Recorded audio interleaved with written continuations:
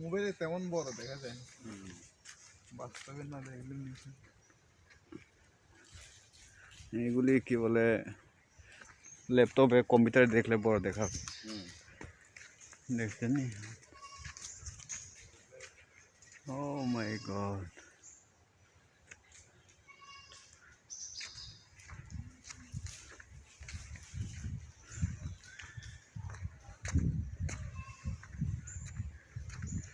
একটা ডাল পাল্লা তো একটা গাছের সমান না?